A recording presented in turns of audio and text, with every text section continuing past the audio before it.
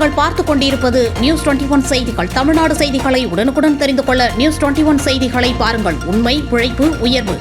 கரூர் மாவட்டம் கிருஷ்ணராயபுரம் சட்டமன்ற தொகுதிக்குட்பட்ட கம்மாநல்லூர் ஊராட்சி பகுதிகளில் பொய்கை புதூர் பகுதிகளில் இருந்து மேட்டு மகதானபுரம் இணைப்பு சாலையை மேம்படுத்தும் பணிக்கு 35 லட்சம் மதிப்பீட்டில் சாலை அமைக்கும் பணியை கிருஷ்ணராயபுரம் சட்டமன்ற உறுப்பினர் சிவகாம சுந்தரி தொடங்கி வைத்தார்.